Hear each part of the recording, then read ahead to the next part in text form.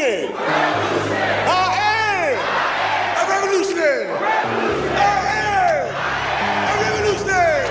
I am a revolutionary. I am a revolutionary.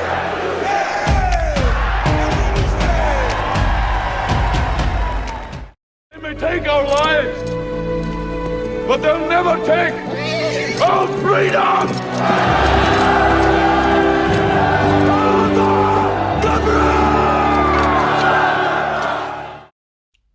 Where there's people, there is power.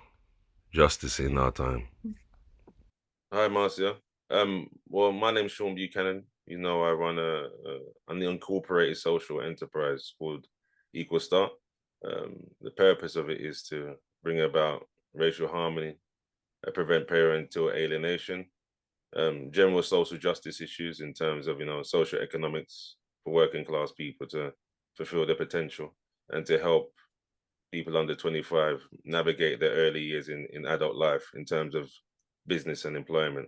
In a nutshell, as an umbrella, that's what I try to do anyway through it.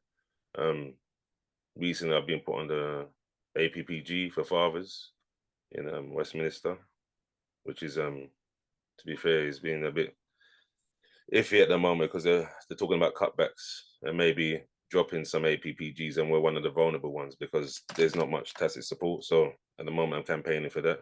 What does APPG stand for? All parliamentary group, all party parliamentary group. Yeah, so yeah, it's a kind of conduit for people that are interested in social issues of their choosing or their interests to go in there and talk to people in authority that makes decisions or helps other people make decisions around making sure that we get some kind of voice in the corridors of power. Okay. And yourself? So my name's MarciaBrock. I am a serial entrepreneur and social entrepreneur. Two main companies I speak about are Smart World, our project management company that started off the back of me having a tech career and seeing the gaps in the market with smart technology and a lack of it. That's 20 years old. And we have a children's charity called Smart Kid, which does fun and creative workshops for children aged 2 to 18, where we actually work with organizations to bring their workshop and classes to the forefront. I have a background in tech, long history in tech. I'm 49 this year, so I've got 30 years coming up in tech. Yeah. That's serious achievements. That's why I wanted to connect with you, to be fair.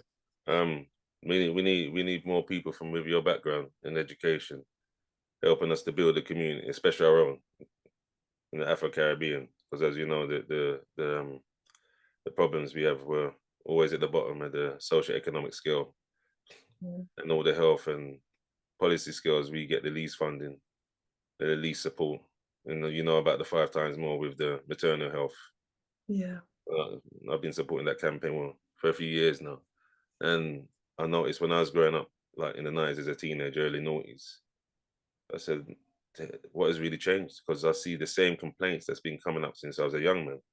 And it's still happening now, and the progress that we have is incremental. And most recently, I've seen, especially with the sisters, to navigate the social enterprise space and the corporation business space, there seems to be a tie-in with feminism. And it's led to conflict within our own community, and we're divided as it is. So I just want to get your opinion today about all that and how we can prevent this happening and how we can progress together in unity for the future. Okay, well, I do have an understanding of what you're speaking of, where I set up the project management company. Was off the back end of doing something that was called a business health check in a local community, and I saw 300 businesses, and at that time, I've seen many more now, and it was heartbreaking for me to see how little Black-owned businesses were making, how little trust for Black-on-Black businesses to actually survive or have trust in their business to their staff or their team members. And I was meant to be doing like going to see the owners and helping the owners level up. And it was only a 6-month amount of time that they were giving them to level up. And I just saw that a lot of the Black-owned businesses just needed a lot longer help, and done like a 10-year project instead. Mhm. So that was like from around 2006, 7, just because the trust was broken so badly. Mhm. And in that 10-year project, we've done like done a lot of things on social media, opened like a lot of Black unity pages, a lot of Black love pages, just because I saw that when you see like a white person who may have a racial incident where or a Black crime incident on themselves, and they then kind of feel like that Black person or Black people are the same and cast that person with that same brush. Basically, I saw that a lot in Black-owned businesses. I saw that they had either, because I would ask them personal questions too, I would find that they would have some kind of Black trauma from somebody, family, friend, staff, whatever, that just switched it to a lot of Black hate towards a lot of Black people. And it blew me because I've got a lot of Black love, I've got a lot of Black unity, I've got a lot of Black business love in my circle, but I just realized it wasn't perpetrated amongst the general population. Yeah, it's not universal. You get pockets of it. Yeah. You get pockets of it. I've met a few people over the years, but I said, "Is this your experiences?" I said, "I've never really experienced that." I Yeah. said it was almost like an urban myth. But that's when I started to say, maybe I need to expand the people that I came up with, because I was as a younger man, I was suspicious of new friends or new associates about their intentions and agenda. So that kept me in a kind of box for years. And that's not an unusual thing. I did a male research project, and I've continued it year after year, over the last few years. I think it's about 11 or so years old now that I started it.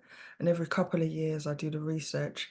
Research shows that males don't seem to form new friends. They may form associates or colleagues past university age.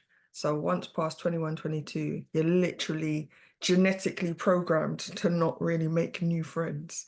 So I found that fascinating. So you said it, but No, it I always suspected that, because growing up, I noticed my dad's circle diminished once I got to like 10, 11. A lot of the friends I knew before that, my dad didn't have anymore. And he used to just say it's a function of getting married to my mother. But then my mother used to kind of screen his friends as well and said, "Oh, this one's no good. This one's still on the, as you can say, the street life. They're not particularly progressive in terms of, career, employment, legitimate things." So as the time went on, they dropped off, and then they would have, grumbles with my own mother. So he ended up being isolated. And then once he got to his late 30s, early 40s, it was like as what they say, a midlife crisis. He started to go out with a lot of his work colleagues again, nightclubbing, and my mum was very upset with that. And he complained. He used to openly complain about, "Oh, because of you, I've got no friends." And when I thought, "Oh, maybe that's an isolated incident," in terms of my own paternal, maternal families, it seemed to be a pattern across the scale. It's only when I went to university I said, "You know what, maybe I should look into these kind of things, because it seems to be a hindrance and a serious barrier." I don't know if it's psychological or cultural, or just the way things go as we get older. But yeah, my mother had less friends, but she still had a core circle that she could rely on if she was in trouble or if she was emotionally compromised. Where my dad only really had me, my brother and sister, because by that time his own former immediate family, like his siblings and mum and dad, were in and out. They would only see each other every couple of years or things like that, or a death, a funeral. And I found that very odd. And then obviously, as time went on, the marriage has dropped in our community, the marriage levels. And I see a lot of people, especially on social media, complaining, women particularly, about, "Oh, the pool of good men is smaller now, or they're not progressive enough when we do have our interpersonal relationships, so I have to put them to the side." And then obviously, with the welfare state encouraging single motherhood. they're thinking, oh well, we don't really need you now because we get social housing, we get benefits, and we get a lot of schemes to help us do startup businesses. So this is the best time in living memory that I've seen to be like a mumpreneur or a female entrepreneur. There's a lot of that in the media, legacy media, Yeah. in the papers, social media. They're pumping this, and as men, we're always in the background. I said, "Oh well, it's our time now," and that's led to a lot of, as they can say, what they say, misogyny and incel behavior. Mm. Yeah, so I'm trying to find a way to establish like a plan that we can action to eliminate these things, because at the moment it seems to be like the old colonial tactics where they used to talk about, well, my parents used to talk about in the 80s and 90s about divide and conquer. I said, but we're doing that to ourselves now. Yeah, like you said, family trauma. Mum and dad didn't do enough for me when I was growing up. So when they're old now, I'm not going to really deal with them. And then people think, oh, but why though? You seemed on the surface, you seem to be growing up fine. Mm. And then you get to a certain age, you said, yeah, but it's hidden resentment from unrealized expectations. And I noticed that goes on a lot as well. So with me personally, as the way I am as a character, I try to be transparent and keep my word on things I say I'm going to do, and hoping that will be like a magnet to attract that around me as I've got older. But like you said, there's a lot of trauma and distrust, hidden agendas, or a case of how can I say, stepping hurdle jumping, or using people as a stepping stone just to navigate themselves higher. So for instance, you see like that thing with Meghan Markle when they said Piers Morgan was riding her and insulting her and said she's disingenuous and he don't like her because he introduced her to the circle in Britain, and then all of a sudden, as soon as she climbed the ladder, she marginalized him. And I see that happens quite often in our community. I don't know if it's because of poverty or, like you said, generational trauma, or the way they see it's just fleeting dalliances that is only useful to climbing the social ladder. What do you think about that? I think it starts from young. Mm, And it starts from being how the educational system's purposely set up here. mhm, It starts being like competitive from a young age. We have a schooling system that doesn't really support unity in that way. For instance, Japanese schools, the children all come together, they all clean their rooms. They don't really have cleaners. They have a unity way of ensuring that their space is tidied, that the children know that they got to come together. The children do things in a unified way. yeah, I've seen that on Instagram running off. Yeah. Mm, So I do feel it does start from young, from our educational system. Then you get pockets of it as you're growing up with secondary school, being again competitive to each other. You would have the prefects, and then you have the normal children. So there's again a separation of children. So that's where I see it starting from in regards of a lack of unity, because you're always going to be competing with each other to get that top row, and once you're on that top pedestal, you look down on the rest of them, which is, mm, it may not be how it's written out, but that's how. I've noticed that as well, to be fair. I've Yeah. noticed that as well. So it then perpetrates through adulthood, and they again separate from either race, class, sex, career choices. There's all these different ways to separate people and just keep that distance. Mhm, So mhm, obviously, you've got people who do go out and they socialize, but it's still on a friendly basis, because I can, like, even in their family circles, most people don't talk about what they do. Like some people couldn't list what their cousins' jobs are, what their cousins' businesses are, what their friends and families' jobs are, what their friends and families' business are. So again, mm. it's just that, That's a common occurrence, that happens more often than you think. yeah. So Mm, like they know people on a surface level. So again, mm, that's not going to be unifying in any way, shape, or form. And then just culturally, um, like we have a lot of, like, my parents are from Jamaica, and having, like, I can remember having my friends from Ghana. We're all black, however, it was still disjointed.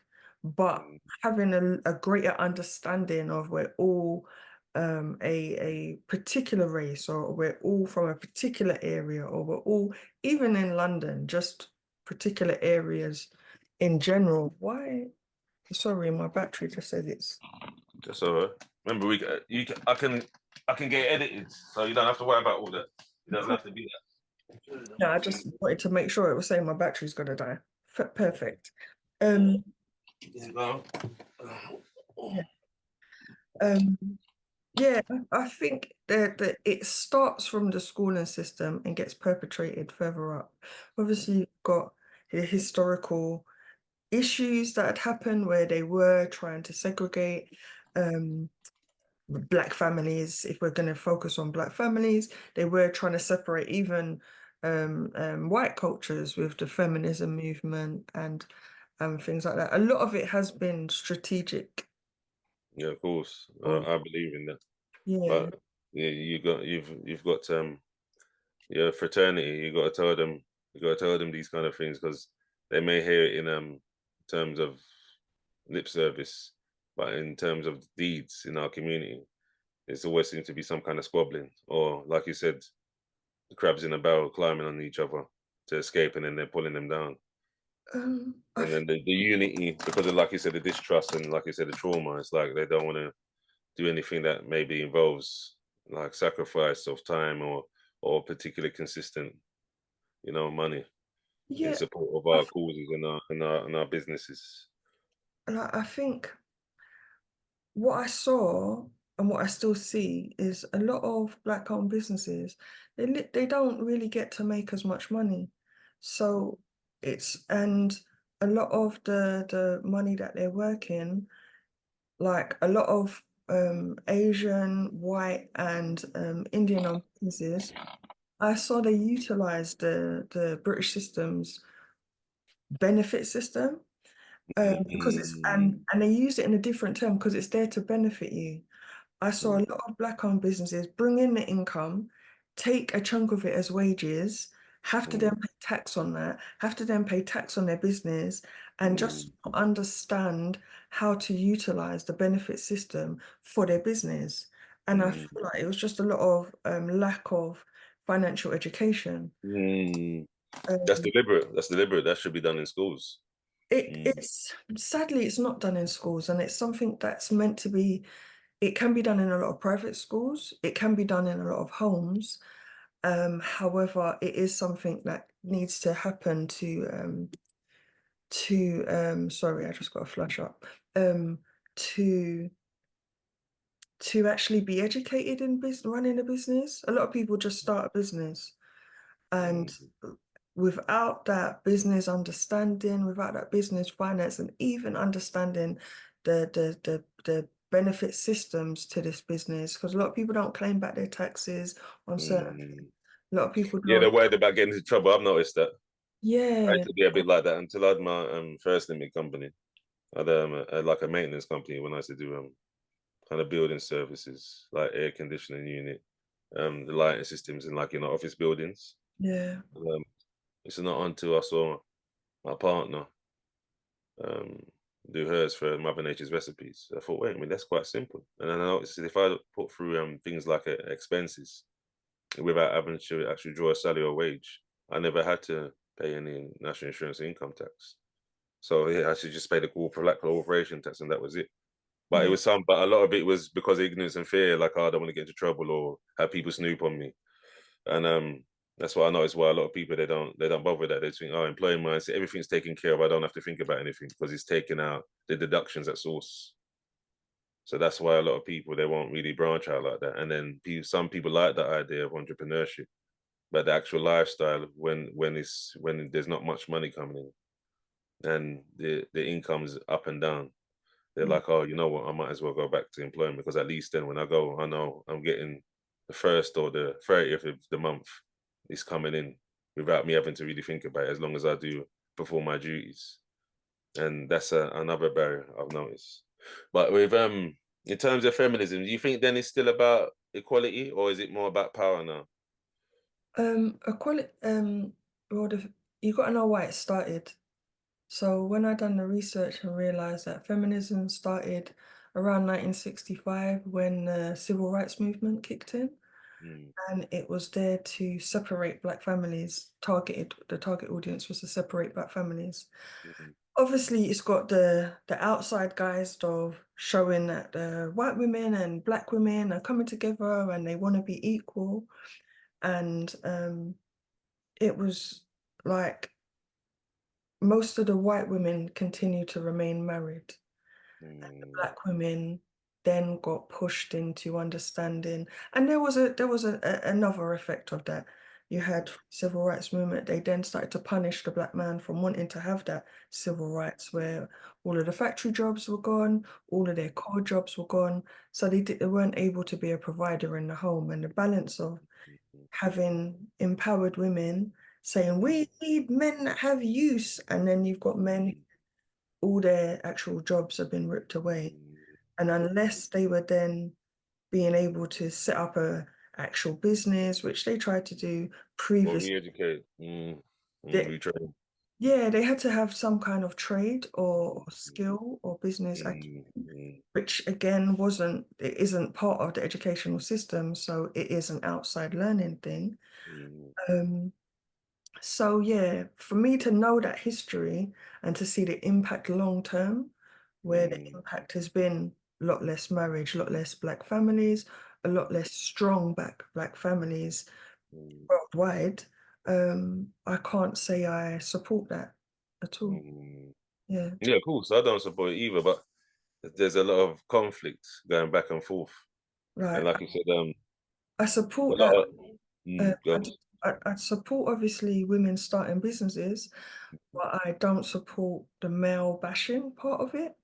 I don't support not having men in the home. I feel like it's a strong thing.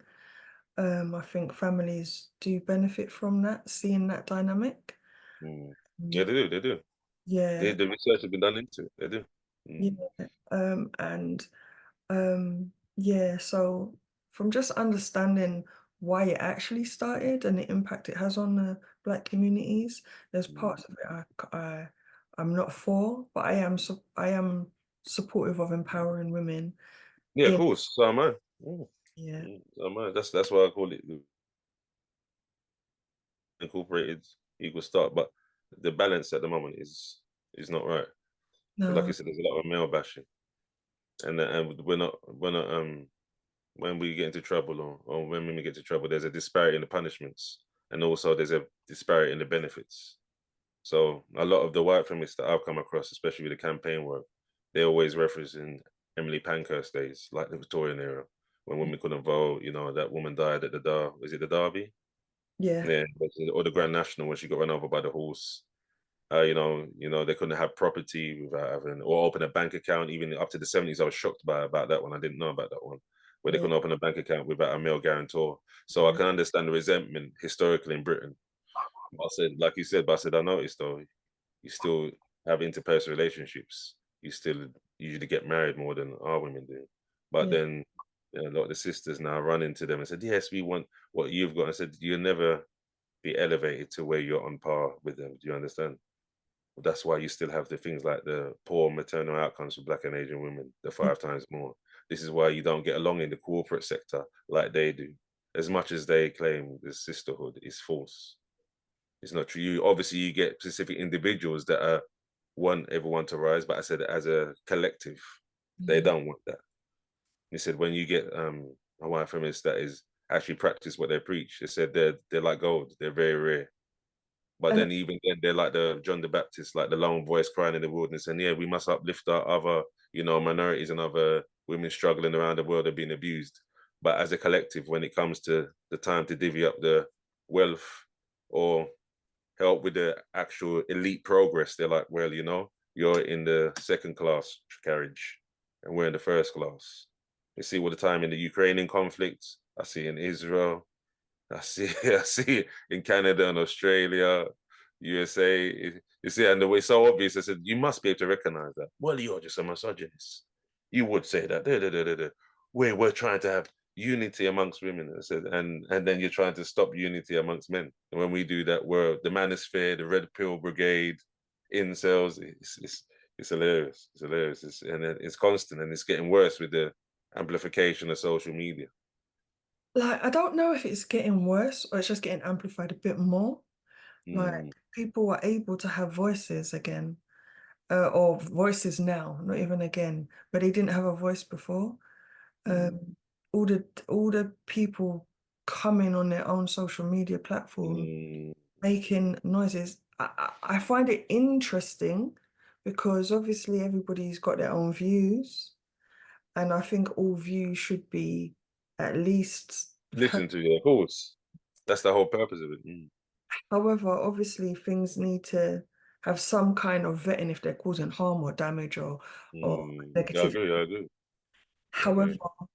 when we say if I say a negative impact, like I see that positive news compared to negative news spreads much further. Mm. There's a lot of positive things on social media platforms. However, they just don't get the same reach as negativity. And is that just a human nature thing? I think it's a human psyche, you know. I Yeah, think it's a human right. psyche. It's because it's so it goes across so many different cultures from people I met, you know, from Africa, Asia, Europe, and I said that's something that is almost, you know, like how we breathe and our Yeah, heartbeats. It's almost like that. yeah. I notice you see on social media platforms, you know, Really. when people quote statistics. Oh, yeah. Yeah, yeah, and it's only when I started to look into it more. There's a book called by Will Collins called The Empathy Gap, Mm, the male disadvantages in the UK. And I started to realize a lot of things that are claimed, especially by organizations like Women's Aid, Shelter, and, you know, like their subsidiary companies. A lot of them is not outright lies, but propaganda, where they only tell one part of the truth. And then they use their PR and public relations budget to pump out the message mainstream way. It's almost like indoctrination. So I started volunteering with them about 5 years ago. 5 years ago now? No, 2018, 6 years ago. And that's to be in the space. I said, yeah, we need to do. I remember we campaigned at the Family Courts of Justice in Holborn, the family division. And I was joining and said, yeah, we need more media scrutiny in the family courts. I said, at the moment, judges can make serious errors or not apply the law, and no one judges them. There's no one regulating, overseeing them. It's that like they're almost like God Almighty. So mhm, I said, yeah, I agree with that. So I said, I'll help you campaign for that. So, you know, they used to fly and repost on social media, go out there and said, yeah, we want more journalists to be able to come into hearings and be able to report on it. Obviously, we're not with the personal details, but mm, the general conclusion and what went on. And there was a bit of resistance, but yeah, we finally, to be fair, got through where they allow more reporting. It doesn't have to be always the judge relaxing reporting restrictions for mm. a journalist to go in. Nowadays, you can go in there to get the basic information about the end judgment, um, the general history, just without the individual contact details or it leading to jigsawing where they could find out who it is. They have Oh, to blank it all out. So that was a good thing. So I said, yeah, I'm with you with that. I signed a few petitions around it. But then as I noticed, when I started to be more trusted and go into the space where when the cameras wasn't rolling about what they're doing in as an organization, they used to be like how can you say? I would say it's misandry. Oh, walking abortion, getting on my nerves today. Um, I wouldn't don't have a male child because you know they just grow up and oppress you. Yeah, this is the kind of stuff is. Then there was a lady. Who, to be fair, she had a bad time though. Her husband was he was obviously a madman. He shot her son, killed him, and then killed himself. She survived. The son didn't. So she's venomous, but wow. she dressed up real nice, like and with the mask. But she got remarried. So I said, I know what you've been through. That's diabolical. I said, that's madness. I said, I'd have been vicious against him if that was my dad as well. But I said, you're happily married now. You never mentioned that. And Yeah. one day she said, oh, Sean, you're peeing me off. I don't want to fall out with you. Just shut up. And I said, then you're not peeing me off. I said, you're coming talking about misogyny. And I see a lot, as the time's gone on, I've seen a lot of misandry in there. When there's no PR, no cameras rolling, you're saying all these things that if I was to say that we're in men company and got caught out, you'd hang me from a tree. So Mm. this hypocrisy. I'm not putting up with it. So I stopped volunteering after that. I withdrew from that. But it did give me a good idea of, the balance, obviously what women go through, instead of this outside looking in and saying, oh, you know what, they must be back in the kitchen. Don't allow them to vote, all that kind of stupidness. So yeah, I used to tell my friends that were, more like that. So look, you got to realize more responsibility, obviously, with the childcare. Yeah, historical slights, which we have to take. Well, not our generation, but you can understand why past time they think, you know what, this is our time. But I said that is the most important relationship on planet Earth, the union between men and women. So I said we got to find a way to navigate it better, instead of like we're going to war while we're still trying to fight life, earn a living, look after our kids, take care of ourselves mentally and physically, and then we're having these kind of additives that it just increases the stress levels. But I noticed some people said, "Oh, Sean, you're a simp," and then others say, "Oh, well, you're a toxic masculine, you're a toxic male." So I said, "Yeah." I said, "Anyone can say anything." I said, "Look, I'm just bringing research." You see, I mean, there's disadvantages for women in the UK and in the West in general. There's disadvantages for men. But I said the thing that happens with us though is that we work the most employment hours, we do the most dangerous jobs, and we take a lot of the physical and mental pressure when it comes to the workplace, especially when we're still the main provider. I said, I'll show you the tax receipts. So what I've done, I went in the book now, show them the tax burden for men and women going back the last 100 years. I said, yeah, but we want to work more now. That's why we're campaigning for more women in work. I said, yeah, but then who looks after our children? The state does. That's why you see an increase of child services taking away people's kids, saying that you can't manage them anymore. You see what I mean? Being forced adoption. So I said, these are the things I've campaigned for women for. So I said, you should be helping me, not going against me. And I said, even in the book, they had a survey where they said 60% of the UK population still thinks men should be the breadwinner, even this enlightened era, where they think, oh, equality, we can do the same. We're just as powerful as you. We're smarter. I said, it may be on an individual basis, but collectively, that's not what's going on. You still want to be able to work part-time and see your children and look after them. The majority of people do still. I said, look, it's documented. I'm not saying that it's a survey of the whole population because, it's you only need a few thousand. But I said it's very indicative of how people still think. And I said, and when I see social media, they still say, oh, men are soft these days, can't put up a shelf, can't change a tire, useless. I said, but then if they turn around and say, you can't cook anymore, you don't know how to do certain domestic work, you're saying, oh, that's misogyny. I said, if we say misogyny, there's no such thing. There's no such thing. So I wanted to ask you, how do you think we can, in your opinion, how we can change this narrative and bring about unity instead of this to and froing? I think the only control we actively have is over what we do ourselves. So if we show that that's what we're doing and we speak about that's what we prefer to do, or bring in initiatives that highlight to do that a bit more, that's currently an effective way of doing it. Like, we can't really impose our views on other people and tell them what to do unless you're going down the political route and want to be the prime minister and give them that kind of overarching power. There may be some things you could do in parliament and go with certain policies to say how have a bit of a balance for the family. But it's funny you say that. I'm talking to that lady introduced me to the mayoral candidate, Natalie Campbell. Do you talk to her often? I speak to her briefly. We speak to each other on social media. I just support what she's I've mentioned that because I've had over the last, I say, year, I've been having dealings with the mayor's office about this violence against women and girls, and said, yeah, I support that as long as you do have a policy for violence against men and boys.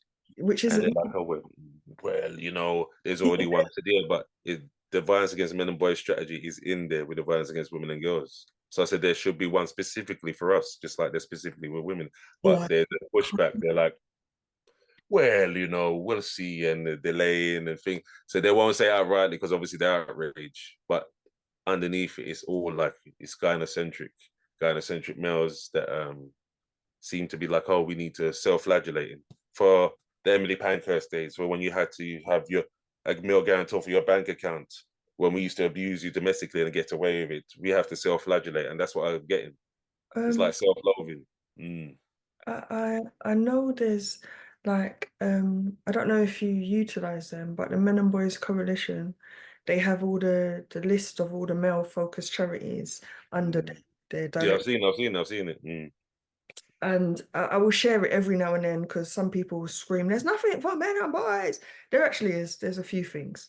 However, they go into Parliament to try and change policy for men and boys. Obviously, other charities do, like Mind and other support agencies. And on the research I recently did that came out in January, again, there's so many things for men and boys that, if not dealt with, have the impact for women. Like a lot of male trauma from young never really gets dealt with like it does for women because the focus just isn't there. That's So right. That's they right. then deal with the traumatized male when he's acting out as an adult.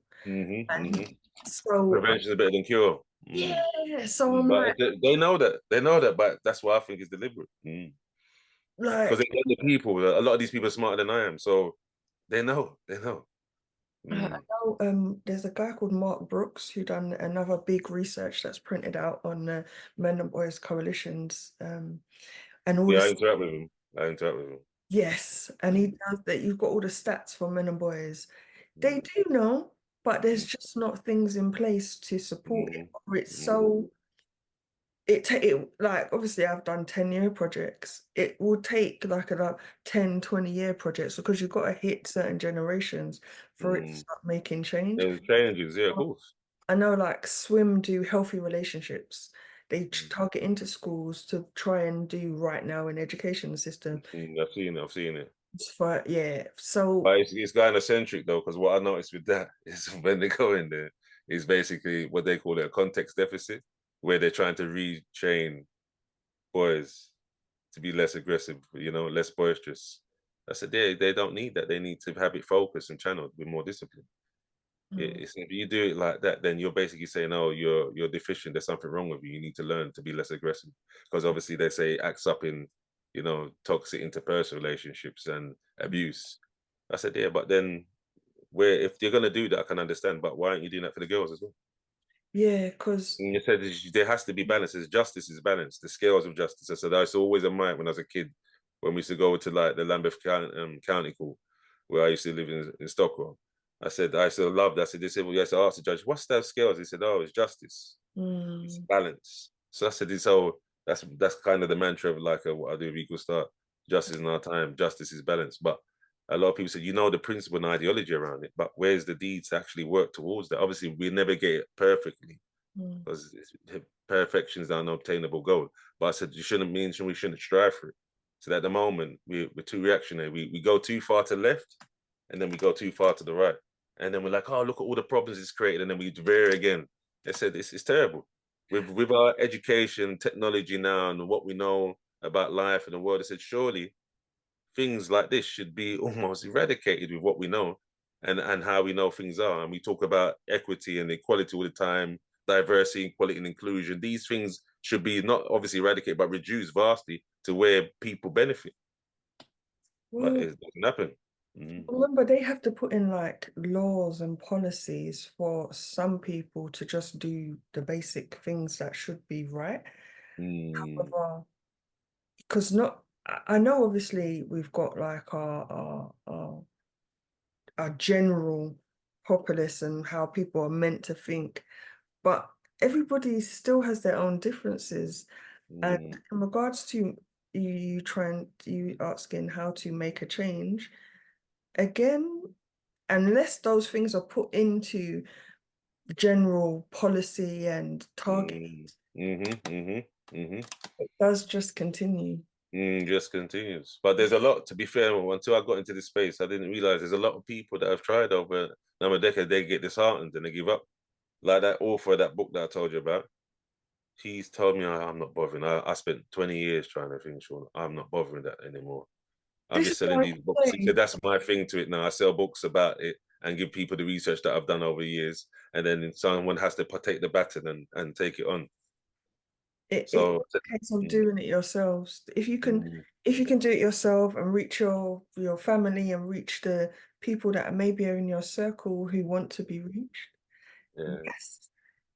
But the ripple effect does yeah, it works on certain things like yeah.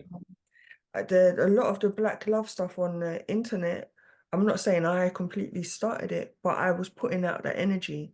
I was putting out the energy. That's all I can do. And just to see the ripple effect from that. Mm. A lot of the stuff I did with smart technology, I just had to put it out there and put the ripple effect with the men and boys. Did you, funny enough, did you have to do that as a private corporation, or did you get risk support to do that as a social enterprise? With Because I know that's the next thing. People like you that do that kind of serious work, they're usually always scrambling for like finances and things like that. So I've seen it like I work with in collaboration with an organization called Split the Difference. Mhm. And there's a lady there that runs it. Fantastic. If she were willing to go to be prime minister, I'd vote for her. Definitely. A white Muslim lady from Wales. Yeah. Okay. And she's serious, From selfless. She wait, done things for me that my own family wouldn't do. white Sally woman. Ann Berries.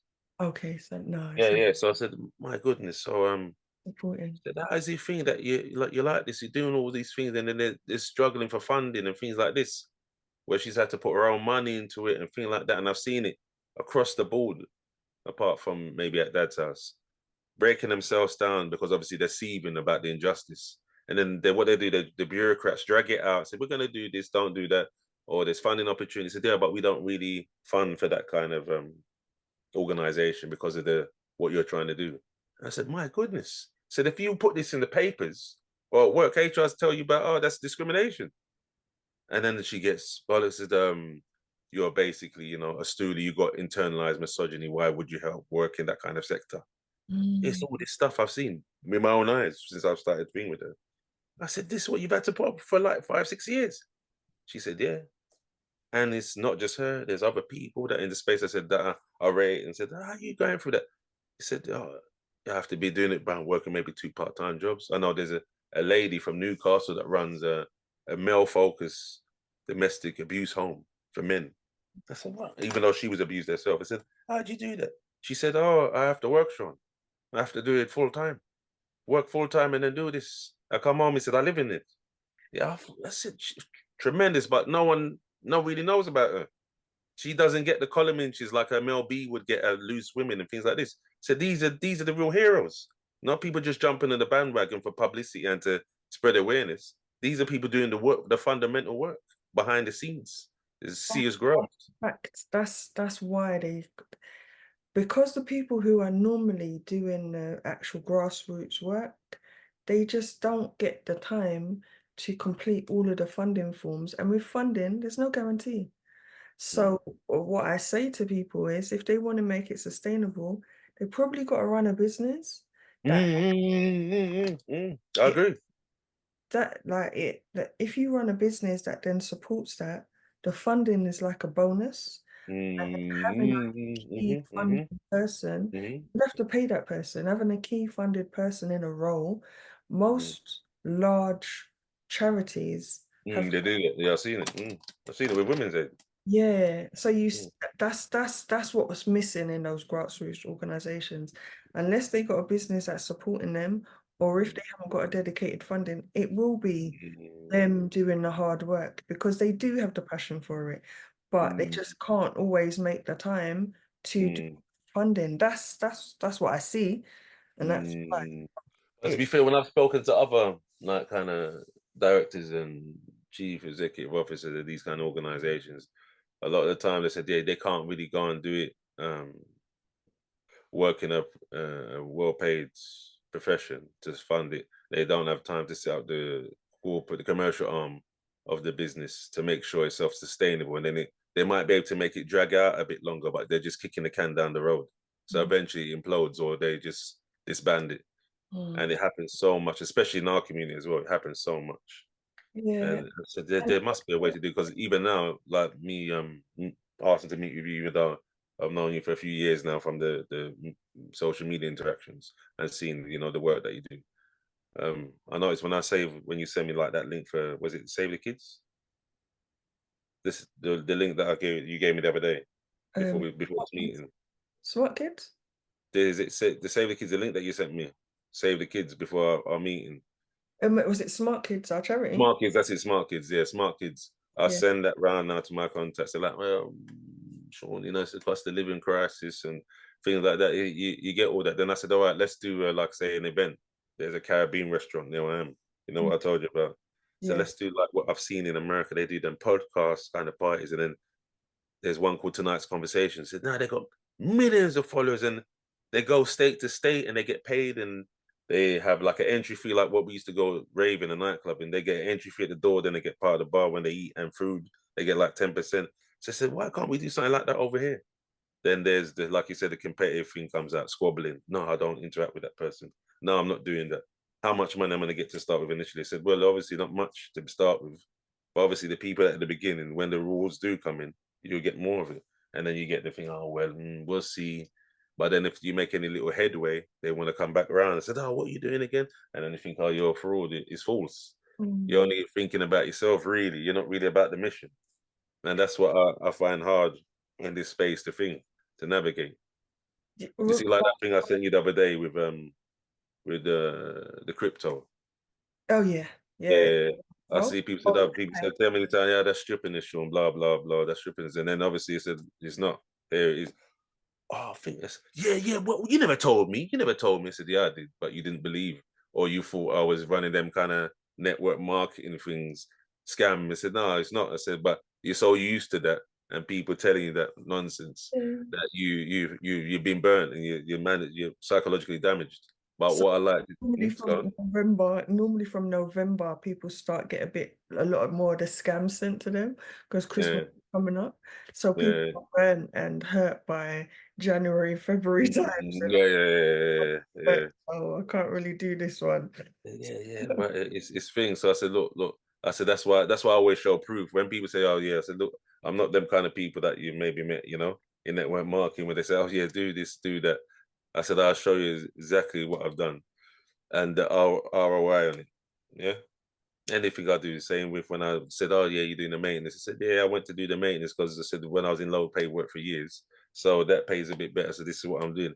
So just the thing. So I said, yeah, so I'm not conning you or I'm not making up or adding, making it better than what it is. This is what it is. But I noticed a lot of people that they don't really do that. And then this said, so he said there's 70 million people in the country. There must be more people like me and a couple of others that I know that are like this. But then again, it's the barrier and the lack of trust. And it's the same thing with the men and women. Oh, you're a womanizer. I said, yeah, but that child might not be mine. And things like this. And it's all these elephants in the room that no one doesn't want to discuss or don't want to face up to. And then it seems to break our bonds as a community. Not just us with that, but the Asian now. I've noticed this coming up. That's becoming more frequent as they stay over here longer, and obviously Europeans. But Yeah. it's all swept under the carpet, or they go to work and they're like, like a comb over. They don't acknowledge it, and it's a geez, but you inwardly you're breaking yourself down. But I said, yeah, well, that's your way, Sean. So yeah, it's I'm really trying to find a way where we can you especially with working people unite and have a bigger voice because I'm sick of being under the pump from politicians that don't know the lifestyle, they don't know the problems, and they're very lofty towers. Yes, well, I will give you serfs this to do, and we'll give you these crumbs and be satisfied. When I throw a bone to you, be grateful. I don't want that. I'm sick of it. There must be a way where we can get around that. Well, it's to with the politicians, it's to understand what their actual gain is from it. Sadly, some of them, there's like a political games that they all have an inside joke in. Mm, Some do want to come and make a difference in their community, but some of the community have so little trust in them, they won't mm, make that mm, impact anyway. So mm, there is like a crash and burn for the people who are truly fighting. They don't because of the same negative, positive type of attention. The positive people really literally don't get as much attention as the negative people. mm, So it comes in all different guises, from social I media agree. news to politicians who are doing the good news compared to politicians that are doing the bad. They get the majority of light shined upon them then. Mm. It's a And second. like you said, I think it's tactical. So why would you do that? Surely Obviously, we know you need a positive and negative charge for electricity. Yeah. I says, surely if you're going to show negative, you show positive in the same amounts No, it's as not. much as possible. And it's obviously deliberate. It's obviously deliberate. And as like you said, the human psyche seems like we like scandal, we like problems, so we can like, ah, look what's happened to them, even if your own life is not that great. Yeah, look at them, they're Yeah. struggling, and it's terrible. I think because lots of people are struggling, it's hard to just look at positivity when there may be some negativity in your life.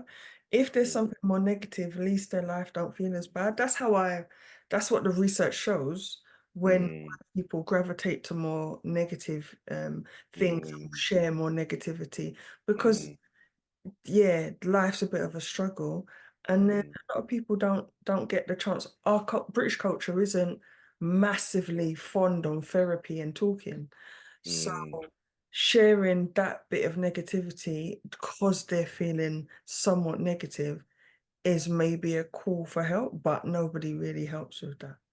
mm, So, mm, like mm, mm, American culture, they have a lot of where talking therapy or knowing that they go to their therapist, they see their counselor. These are still not like I studied counseling when I was 19. For me, mm, counseling is an important thing. I've had cancers for several years, like mm, I'm on my sixth cancer. So I've needed some kind of not just medication therapy, but or mm, healing natural therapy, but talking therapy too. So mm, that's what I see the differences is with UK and others. Just mm. that British upper lip that Slip up a lip, yeah, yeah, yeah, yeah. is so Where's your resilience? You've got a weak constitution, yeah. But to be fair, it's changing though, especially over the last 10 years. This mental well-being and physical well-being, mindfulness, it seems to be growing, but we're still behind. We're still behind. definitely. There's like I was telling someone yesterday that there's a new policy in, for instance, the Lewisham Borough, where the police now if they do see someone with mental health, they used to arrest them, putting them in a cell. That was their way to deal with it. Now they have a policy put into place that they Mm. actually take that person to the hospital. There is a special unit put into Lewisham-based hospitals, the Borough Okay. Hospital, to help them to actually get support with their mental health instead. So and that's just one borough. So there's loads, there's 50 to odd boroughs in London. So is it 50? Mm, Um, so it's still just a drop in the ocean for a lot of issues. mm, But yeah, I think like now, right now, the young people's mental health is diabolical. mm, General from the kickback of lockdown, the next few decades are gonna have a big impact I on. think so as well. Yeah, That's I noticed there's more anxiety, even my own kids. Like yesterday, they didn't want to go to school. They're moaning about going to school and said they don't like it there. Things like that, and said they don't like the environment and the teachings. the schooling And, system, like there's a pattern I've noticed. For instance, in secondary school, there's like a temp that comes in to break black boys. I guess it's all boys because white boys will say there's a point of time where they felt they were broken in school too. mm, But my targeted researches were for black boys, and to see mm, at a certain age, and a teacher will come in as a temp, mm, in, say racial comments, say some kind of hurtful mm, stuff, or break their dream, mm, and mm. then go about their day. Yeah, yeah, they do. Okay, so that that seems to happen in every school. I had it even when I was at school in secondary school in the 90s. So, mm, Exactly. Like when you speak to, because I would do the one-to-one talking to people and finding out what happened, how did that happen, how did that make teacher make you feel? There's a point of time where every child feels like they've been broken by a bad teacher, a temp, a somebody. And you're like, so for some people it's their parents, some people it's at yeah. home. To be fair, I did it for my parents too. Yeah, Yeah, yeah. a lot of it cynicism though, and putting limitations. Because I remember one time I spoke with my parents. And I said, look, you didn't even finish school, so I don't want to take no talk from you about you can't stand success in that. I said, I've done more than you in terms of education. Yeah, I said, I may not have the house like you, but I said that I'm in a high paid job, things like that. So we used to regularly have those kind of things. And they said, oh, well, you can't stand success. And why, yeah, got find out. And you used to get that with my own, and then they used to kind of pit me and my brother and sister against each other about, oh, you need to be doing this, and yeah, it's supposed to do this. I gotta do it. Yeah, I used to get all that. And then on top of it with the schooling. And then obviously when I started to do the little part-time work, I remember my first job was at McDonald's in Mitcham, and then I went and sorted letters at Royal Mail, which was a bit more money, but not much. And they said, oh, well, you need to stay in them kind of work and get your house and get married and have pitney. And I said, nah, that's not for me. I don't want to do all that. Because I said, all you're doing is replicating what Nanny and Granddad did. Get a job in the civil service or some kind of, administration or factory work. And then you're staying in that kind of medium to low paid work for the next 40 years, hoping you pay off your mortgage and your kids finish schooling. So that was good maybe, in the 60s. Ain't good now. And we used to have Barneys about that all the time.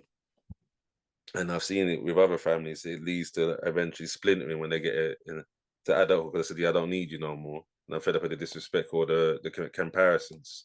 And it's breaking families. But what we seem to do is, again, sweep under the carpet, masquerade, christenings, funerals. That's the only time you really see family in the main. So I said, yeah, it's terrible. It's terrible. I said, we need to do more. We need to do more. It's the whole thing needs a massive overhaul. How we handle family, friendships, and obviously working relations. Because at the moment, it's a lot of it is mix and blend and throwing mud against the wall and seeing what sticks. And that process in itself is breaking people's minds and breaking their morale and their spirit. Yeah, because sometimes family isn't always a safe space for people.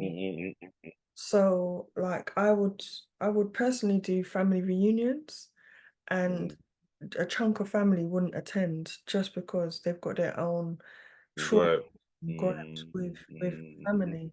So it with trying to, when you're saying you're trying to do more, or you're trying to help with what people, you want people to come together more, how do you want them to come together? What is it that you want them to do when they come together? Well, I want us to improve our socioeconomic status as a community in the UK. And obviously, better physical and mental well-being as well. So we're not driven by the pain and trying to prove ourselves and the darker elements of our minds, but we're doing it for a greater purpose. So we can build, like dynasties, like the old Egyptians and them way there, the old African tribal leaders. They said, yeah, like Shaka Zulu, things like that. Yeah, we should be building stuff like this instead of living our little hovels and our little fish bowls and like, yes, I'm the king of my small part of the thing. And then they said, yeah, but as a collective, we're struggling, we're behind still. Oh, well, I don't care about that. No one ever helped me or gave me anything. I get a lot of that kind of thing, especially from, right wingers. Yeah, and then obviously you get the left wingers that are like, oh, well, we've been, oppressed and racism. I said, yeah, but then I can understand why some of the right wingers say it's a victim mentality. We need to do more. But I said, why can't we do it as a collective? There's too much subdivisions in our community. We have these big things like George Floyd and Dalen Atkinson and, for Lando Castillo. Then so we do these things, have these little protests and that, and then we go back to do what we're doing before after a few months of outrage. And then if we do get little programs like I've seen, funding for this, Black enterprises, enterprises of Black women, it's little crumbs. It's tiny. You see what I mean? Or it's so convoluted and hidden that you have to be doing all this bureaucracy and jumping through all these hurdles to get to the small change that they might decide to, bequeath you. I said, and the self-sustainability, I said, look, there's not enough knowledge there for the self-sustainability, or if there is, there's not enough tacit support. Yeah, I said, look, I was help you with your endeavors. You see what I mean? I said, why don't you help with mine? Oh, well, it's like, for instance, all them years ago when you put that money in my petition, that's why I always remembered you when I had that, when I first started the petition that made me launch Equal Start. Oh, I I did said, so I couldn't that. believe it. I said, you didn't know. I said, I was shocked. I said, you put money in it. I don't even know this woman.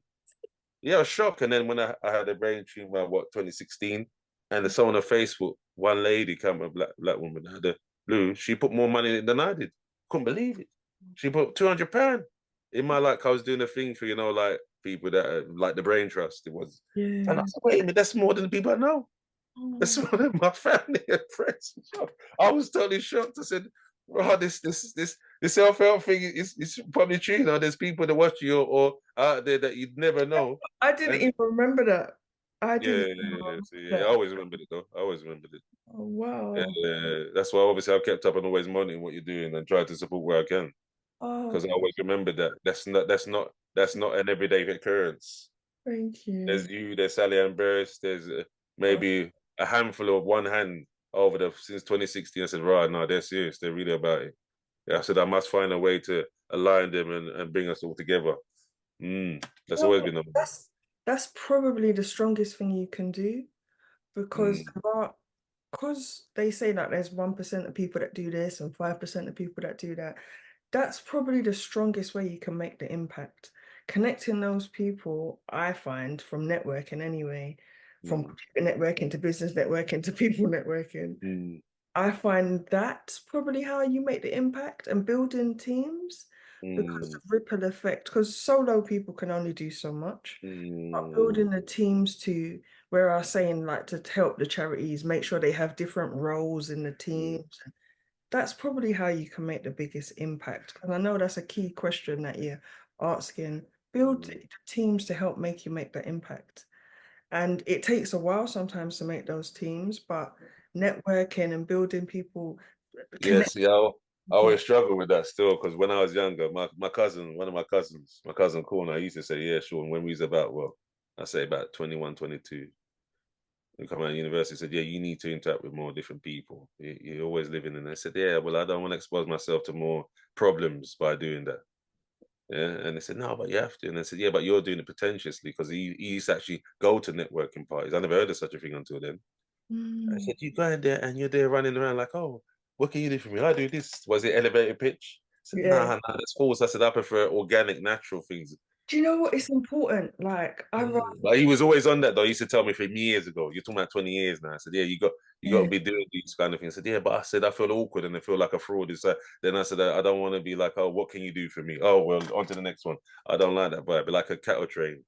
I No, don't like cattle farm market. yeah, there's certain like I run Ladies Who Latte and I Mm, wanted to connect with more females in business because I had started business years ago and tech mm, world was very male dominated. mm, And so connecting with more women in business has been amazing. And now I'm trying to do like a business, everybody business networking event, mm, just so I'm finding that like the males are obviously left out of the women, the ladies who latte. So where males and females can come together who are business minded to come and network. Because I do find building your network, like I can always refer people to people because I've networked for years. mm, If I hadn't done that, my mm, circle would be small. So building your network is a massive thing in regards to making an impact for people. Because you'll find people on the same mission. Like there's a lady, Palmer. I wanted to do a project to connect more Black women. She was doing a project to help more Black women. All I did was support her one. It's rolling, it's got funding, it's got teams, it's got more people mm, doing it. I physically, that was something I'm passionate about. I didn't have to do that myself alone, mm, just supporting her on her mission to do it. And that's a tick box for me. Yeah. mm. Yes, it is.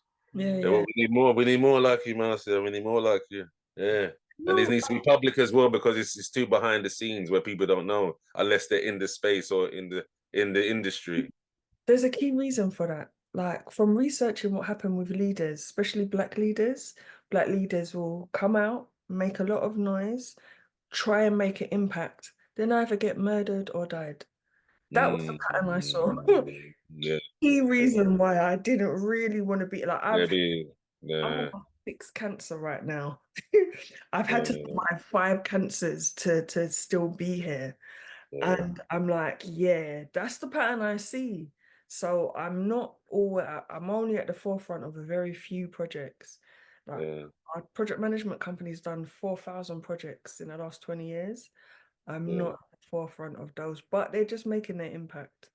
So yeah, that's the only way I see it. Just if you're seeing a gap in the market, you've probably got to be the person to put it together yeah, with the yeah, team to make it impactful Sadly, it's got less than. How did we do that? It's less than a Yeah, I minute. know. I thought it's 20 minutes, but yeah, I just seen it now. All Yeah. right, it's gone Oh, again. we must let me know when you're next about. I And we'll will. catch up. We'll go over it some more because obviously I need some more of your wisdom and industry knowledge. Yeah. But thanks for meeting me today. I know you're busy and that. So, but thanks very much. Thanks for meeting me today. No, my pleasure. Bye.